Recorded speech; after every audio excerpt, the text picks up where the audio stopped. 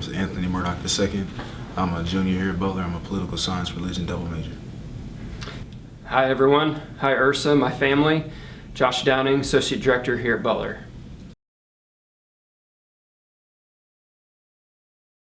For me, well, I knew Anthony because he used to work here for us. So we probably chatted informally here and there a few times, just knew who each other were. And then through a volunteer role that I had with the university, I was invited to discussions in the Diversity Center, discussions into DC. So I attended my first one, and Anthony was leading it. So when I saw that, and I was struck by how eloquent he was and how he facilitated the discussion on the various topics that he did throughout the discussion throughout the year. So it was easy for me to quickly reach out to him because we were wanting to do some inclusive work here at the HRC. And I just want to echo that. It was, when we started the event series, something we wanted to do was help close that relationship between, faculty, administration, and staff, and students. And so by nature, I had to reach out to particular individuals. And like I said, I already worked at the HRC, so I was relatively familiar with Josh and some of the HRC staff, but never had a real face-to-face, real connection. And he just had shown, one, participation during the event, but then two, walked up to me after our first event.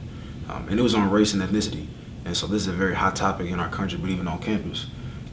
It just really showed a genuine interest in the kind of work that the committee was doing, and then trying to take that to apply it to the actual facility of the HRC.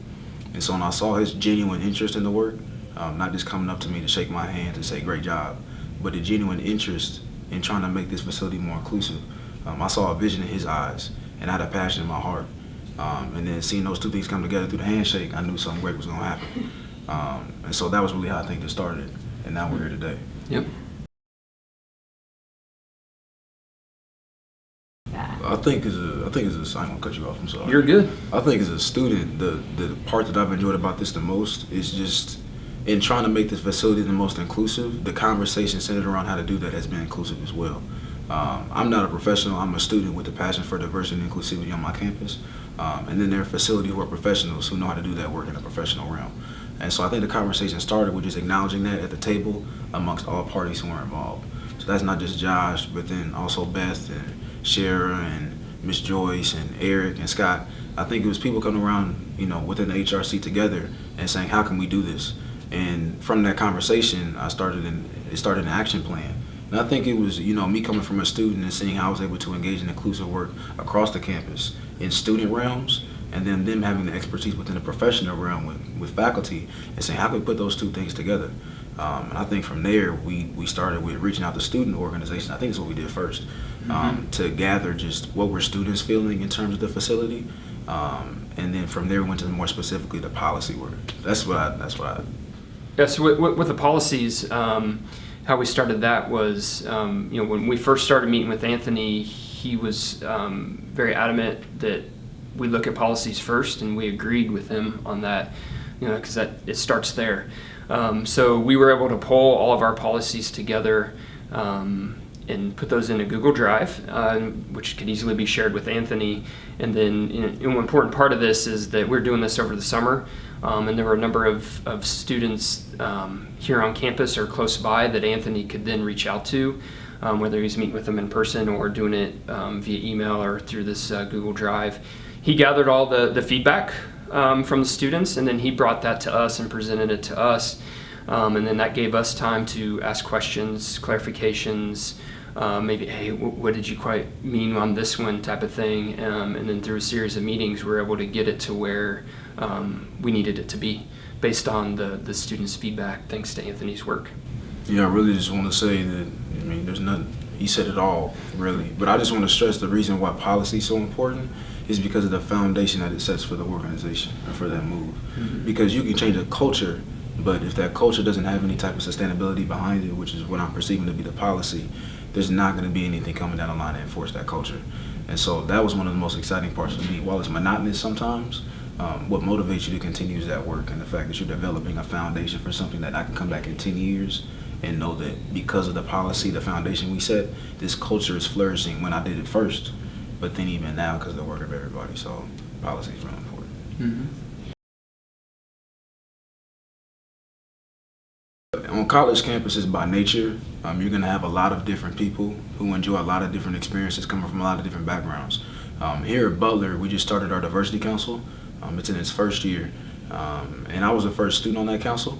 And while I loved being the student, I understood that even who I am and how I identify myself, there are certain perspectives and backgrounds that I don't relate to, that I don't identify as, and then wanting to develop something that's inclusive on the council and pushing forward policies independent of the HRC, but as a university within the context of the Diversity Council. There needs to be more perspectives engaged, particularly at the student level. And so what I did was looked at the community that are regularly engaging when it comes to diversity and inclusive work, and say, well, what students really stand out as leaders and as change agents within this realm of diversity and inclusivity at the student level.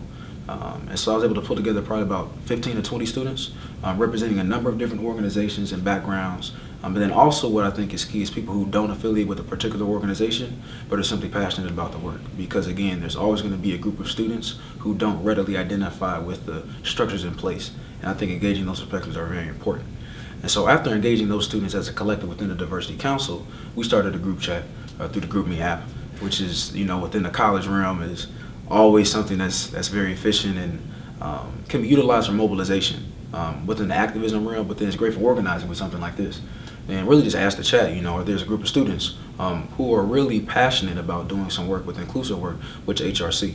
And there are probably about 5 or 6 students that reached out from those 20, but then as we dwindle down, as I'm sure you all know already, you start with a certain group, and then as the work continues, there's a collective, this smaller group that really gets passionate about it. And so I was able to work with a few students with that, and we plowed through those policies, and they're really ready to engage in next steps as well. And so it started with a general conversation, came to a question, and then came down to a working group, and we were able to push through, I think, relatively efficiently in terms of getting through those policies. Absolutely. The conversation needs to continue and continue forever. This will never end, and we need to be constantly talking to students.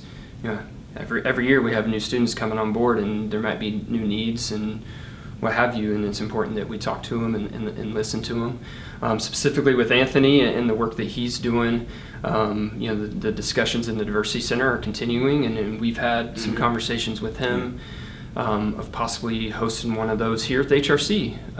It's really important to us that students know that the HRC is a safe place, and there's probably or likely some students that have never been here.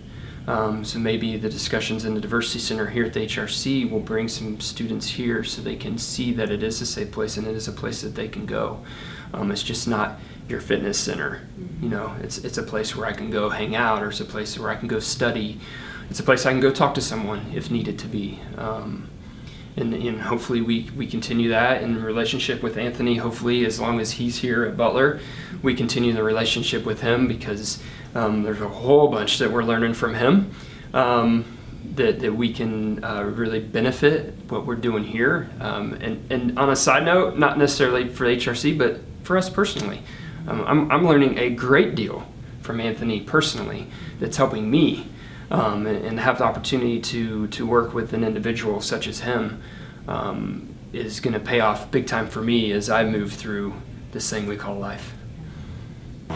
I think the first thing I want to say is the fact that I want to echo everything that Josh has said in terms of the relationship.